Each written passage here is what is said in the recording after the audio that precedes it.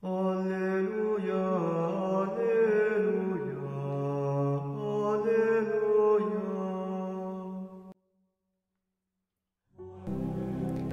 Y el Evangelio está hoy tomado de San Marcos capítulo 11, del 11 al 26. En el nombre del Padre, y del Hijo, y del Espíritu Santo. Amén. Jesús llegó a Jerusalén y fue al templo, y después de observarlo todo, como ya era tarde, salió con los 12 hacia Betania. Al día siguiente, cuando salieron de Betania, Jesús sintió hambre. Al divisar de lejos una higuera cubierta de hojas, se acercó para ver si encontraba algún fruto, pero no había más que hojas, porque no era la época de los higos. Dirigiéndose a la higuera le dijo: que nadie más coma de tus frutos. Y sus discípulos lo oyeron. Cuando llegaron a Jerusalén, Jesús entró en el templo y comenzó a echar a los que vendían y compraban en él. Derribó las mesas de los cambistas y los puestos de los vendedores de palomas, y prohibió que transportaran cargas por el templo. Y les enseñaba: ¿acaso no está escrito: mi casa será llamada casa de oración para todas las naciones? Pero ustedes la han convertido en una cueva de ladrones. Cuando se enteraron los sumos sacerdotes y los escribas, buscaban la forma de matarlo porque le tenían miedo, ya que todo el pueblo estaba maravillado de su enseñanza. Al caer la tarde, Jesús y sus discípulos salieron de la ciudad. A la mañana siguiente, al pasar otra vez, vieron que la higuera se había secado de raíz. Pedro, acordándose, dijo a Jesús: Maestro, la higuera que has maldecido se ha secado. Jesús le respondió: tengan fe en Dios, porque yo les aseguro que si alguien dice a esta montaña: retírate de ahí y arrójate al mar, sin vacilar en su interior, sino creyendo que sucederá lo que dice, lo conseguirá. Por eso les digo, cuando pidan algo en la oración, crean que ya lo tienen y lo conseguirán. Y cuando ustedes se pongan de pie para orar, si tienen algo en contra de alguien, perdónenlo, y el Padre que está en el cielo les perdonará también sus faltas. Pero si no perdonan, tampoco el Padre que está en el cielo los perdonará a ustedes. Palabra del Señor. Gloria a ti, Señor Jesús. Bien, Jesús busca frutos y no los encuentra. Debería haber, pero no hay. Pero quizás aquí la situación no tanto es que la higuera no tenga el fruto o no lo tenga, o lo que haya pasado en los hechos que Jesús hizo. La higuera es un solo símbolo. El tema aquí central es el templo, en el culto que se vive ahí. Y eso pone a Jesús muy triste. Y encontramos el motivo de su enojo, y por eso saca a los vendedores. Y bueno, ahí se desarrolla toda esta historia. Y lo importante aquí es que el culto que Jesús señala, que critica, es un culto externo, es un culto hipócrita. Solamente con el cumplimiento de lo exterior, pero nada en el corazón. ¿Acaso uno puede preguntarse que si no importa lo exterior? Sí, claro. Pero no es lo fundamental, porque hay un vacío. Y aquí es volver a realzar la hipocresía, porque el hipócrita era el actor del teatro griego que se ponía aquella máscara, ¿recuerdan? Y en el teatro está bien, en la vida no. Hipócrita es el que se compra su propia máscara, el que deja de conocerse, el que cree que la máscara es su verdadero rostro. Y Jesús quiere despertarnos. Dice Jesús: conmigo no necesitan máscaras. Amo lo que hay atrás. Por más feo que te parezca, pues no te escondas. De mí no necesitas esconderte. Qué paz cuando encontramos a alguien que nos dice eso. Qué hermoso cuando te presentas sin caretas delante del Señor porque te sabes amado, porque te sabes aceptado, así como eres. Y eso es lo que nos propone Jesús en nuestra oración. Es lo que Jesús quiere de cada uno de nosotros cuando celebramos la Santa Misa. Así que hoy acerquémonos, que no necesitamos de grandes discursos, sino basta con una mirada, con un susurro. María, auxilio de los cristianos, ruega por nosotros. La bendición de Dios Todopoderoso, Padre, Hijo y Espíritu Santo descienda sobre ti y te acompañe siempre. Que tengas un bonito día. Un abrazo fuerte.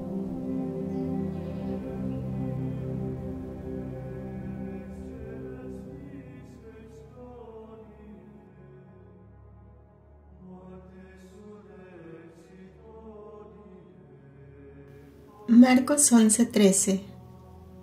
Habiendo visto de lejos una higuera que tenía hojas, se acercó para ver si por casualidad encontraba algo en ella, pero cuando se acercó, no encontró más que hojas. Volumen 3, agosto 19, 1900. El amor estéril y el amor obrante. Esta mañana, habiendo recibido la comunión, mi amable Jesús se ha hecho ver en acto de quererme instruir, y poniendo como un ejemplo, me ha dicho: Hija mía, si un joven tomara esposa, y ella, llevada de amor hacia él, quisiera estar siempre junto a él, sin separarse ni un momento, sin poner atención a las otras cosas que le corresponden, a una esposa para hacer feliz a este joven, ¿qué diría él? Agradecería el amor de ella, pero ciertamente no estaría contento de su conducta, porque este modo de amar no sería más que un amor estéril, infecundo, que le causaría daño a ese pobre joven en vez de bien. Y poco a poco, este extraño amor produciría fastidio en vez de gusto, porque toda la satisfacción de este amor es de la joven. Y como el amor estéril no tiene leña para fomentar el fuego, muy pronto se reduciría a cenizas, porque solo el amor obrante es duradero. Los demás amores, como humo, se disipan en el aire, y después se llega al fastidio, a no tomar en cuenta y quizá a despreciar lo que tanto se amaba. Así es la conducta de las almas que ponen atención solo a sí mismas, esto es, a su satisfacción, a los favores y a todo lo que les agrada, diciendo que esto es amor por mí, mientras que todo es satisfacción de ellas, porque se ve con los hechos que no ponen atención a mis intereses y a las cosas que me pertenecen, y si llega a faltar lo que les satisface, no ponen más atención de mí y llegan aún a ofenderme. Ah, hija, solo el amor obrante es el que distingue a los verdaderos de los falsos amantes, porque todo lo demás es humo. Mientras esto decía, veía a personas, y como si yo quisiera poner atención a ellas, pero Jesús me ha distraído al decirme: no quieras entrometerte en los actos ajenos, dejémoslos hacer, porque cada cosa tiene su tiempo. Cuando sea el tiempo del juicio, entonces será el tiempo de discernir todas las cosas, porque cribándolas muy bien, se vendrá a conocer el grano, las pajas y la semilla estéril y nociva.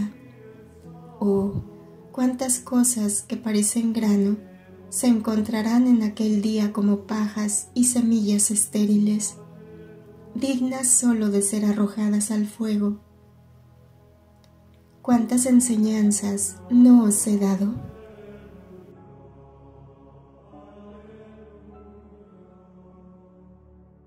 Marcos 11:18. Toda la multitud se maravillaba de sus enseñanzas. Volumen 16, febrero 22, 1924. Dios gozó las alegrías de la creación hasta que el hombre pecó. Luego las gozó cuando vino a la luz la Virgen Santísima. Después cuando vino el Verbo a la tierra. Y las gozará de nuevo cuando las almas vivan en el querer divino.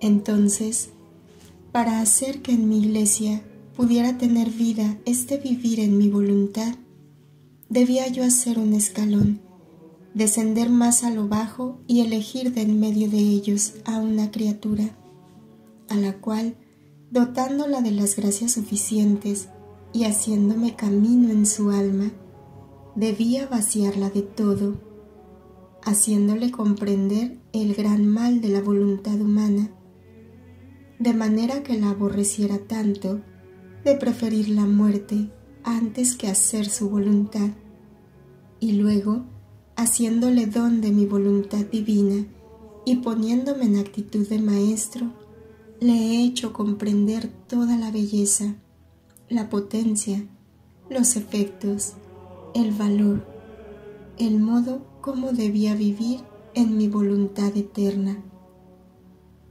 Para hacer que pudiera vivir en ella, he establecido en ella la ley de mi voluntad. He hecho como en una segunda redención, donde establecí el Evangelio, los sacramentos, las enseñanzas, como vida principal para poder continuar la redención. Si nada hubiera dejado, ¿de dónde se debían afianzar? ¿Qué hacer? Así he hecho del vivir en mi querer. ¿Cuántas enseñanzas no te he dado? ¿Cuántas veces no te he conducido de la mano en los eternos vuelos de mi querer y sobrevolando tú sobre todo lo creado, has llevado a los pies de la divinidad las puras alegrías de la creación y nos hemos entretenido junto contigo?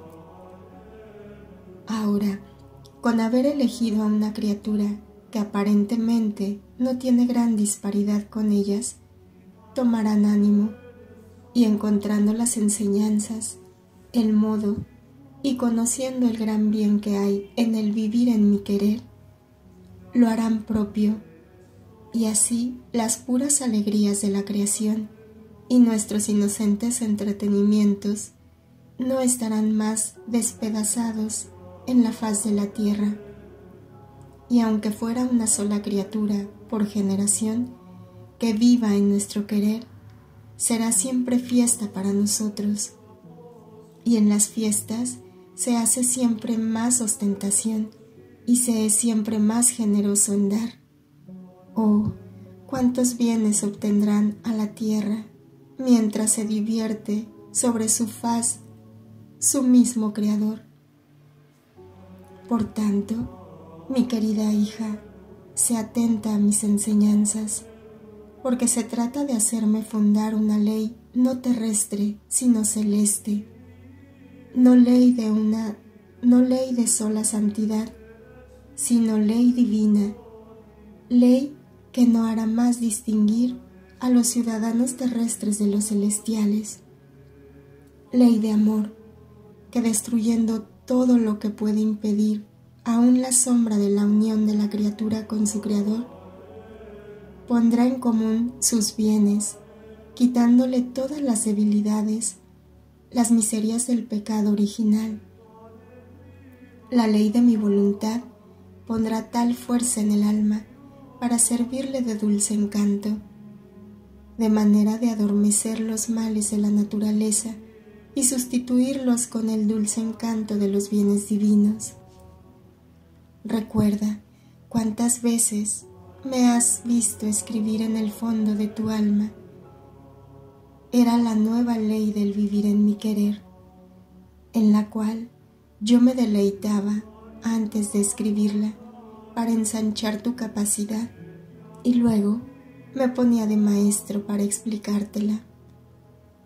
¿Cuántas veces no me has visto taciturno, pensativo en el fondo de tu alma? Era el gran trabajo de mi querer que estaba formando y tú, no viéndome hablar, te lamentabas de que yo no te amaba más. Ah, era precisamente entonces cuando mi querer, derramándose en ti, ensanchaba tu capacidad, te confirmaba en él y te amaba de más. Por eso, no quieras investigar nada de lo que hago, sino que, segura, repósate siempre en mi voluntad.